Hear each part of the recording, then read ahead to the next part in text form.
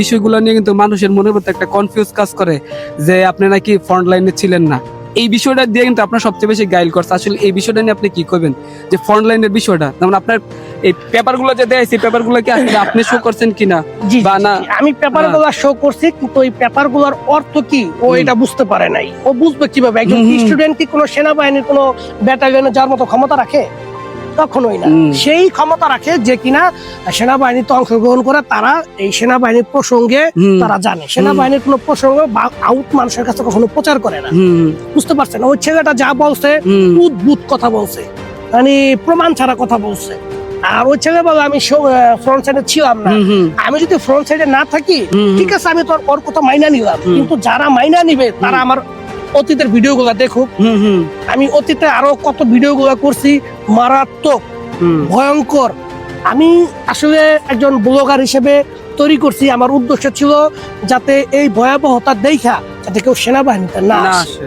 আমি এই ভয়াবহতা দেখাইছি সবাইকে, বিশ্বকে দেখাইছি। সমস্ত মানুষ আমার ভিডিও গুলা দেখে বুঝতে পারছে যুদ্ধ রাষ্ট্র রূপ কি, রেখা কি, ধরন কি, মৃত্যু কি, জীবিত থাকাকালীন অবস্থায় কিভাবে নিজের সাথে লড়াই করতে হয়, কিভাবে বাইচা থাকতে হয়, এই সমস্ত কিছু আমি দেখাইছি ভিডিওতে। এখন আমার অনেক ভিডিও আছে যারা কিনা বাঙালিরা দেখছে, পছন্দ করছে। হ্যাঁ, এখন ওরাই যদি আমার নামে বদনাম ছড়ায়, হ্যাঁ, যারা কিনা আমার কাছে ইনভাইট আইসা দাওয়াতে এসে যারা আমার নামে বদনাম ছড়ায়, তাদের প্রসঙ্গে আর কি কমু ভাই? আমি শুধু একটাই কমু যে আল্লাহই তো বলছে যারা মিথ্যা কথা রটায় তাদের বিচার আল্লাহ করে। আমি তাকে বকা না দিয়া, তার প্রতি খারাপ না কিছু বলে আমি স্বয়ং আল্লাহর কাছে বইলা দিলাম, আল্লাহ তুমি এর বিচার করো। এইখানে তো আপনি আরেকটা খুবই ইম্পর্টেন্ট একটা কথা বলছেন, যে আপনি এই ভিডিওগুলো বানাইছেন যেন কেউ এই যুদ্ধের মধ্যে না আসে। কিন্তু অনেকের মনের মধ্যে একটা ভুল ধারণা, যেমন বিশেষ করে আমরা মসজিদে গেলে বা যে জায়গার মধ্যে যান, বাঙালি ডাইকে খুঁজে কথা কন, তারপরে অনেকেই ভাবে যে তাদেরকে যুদ্ধ নেওয়ার জন্য হয়তো বা তাদের সাথে এরকম একটা সম্পর্ক করেন। সত্যি কথা যেটা, এটা আমি আপনার বললাম, মানুষ এটা ধারণা করতেই পারে।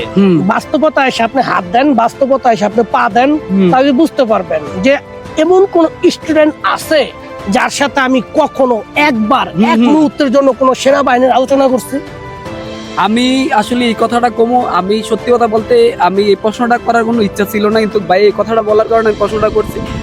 অনেকের মনের মধ্যে এরকম একটা ধারণা থাকে যে উনি মানুষটা ডাইকে খুঁজে নিলে যুদ্ধ নেওয়ার জন্য বা যুদ্ধর আমরা একটা লোভ ঢুকানোর জন্য এরকম করে। উনি কিন্তু ভিডিওতে একটা কথা বলছে যে আসলে আমি এই ভিডিওগুলো কেন করছি, মানুষ যেন এইরকম একটা রিস্ক না নিয়ে যুদ্ধতে যেন না আসে, নিজের জীবনটা বাজি রাখা। হয়তো ওনার হায়াত আছে। আরেকটা কথা আমি আপনার বলি, আমার প্রত্যেকটা ভিডিও যেগুলা কিনা মানুষকে বুঝানোর জন্য, ডেয়ারিং অবস্থা বুঝানোর জন্য, কিন্তু আমি ভিডিও শুরুতে এবং ভিডিও লাস্টে আমি বিনীত ভাবে আমি রিকোয়েস্ট করি কেউ যাতে সেনাবাহিনীতে আসবেন না। এইভাবে আমি ভয়াবহতা দেখে ও মানুষকে আমি অনুরোধ করি কেউ যাতে সেনাবাহিনীতে আসবেন না। সেই মানুষ যদি সেনাবাহিনীতে আসে, তারপরে যদি আবার আমার নামে যদি বদনাম ছড়ায়, তাহলে আপনি বলবেন আমি আমার জায়গাতে কি করতে পারি? আমি শুধু একটাই বুঝি যে চুপ থাকাই অতি উত্তম।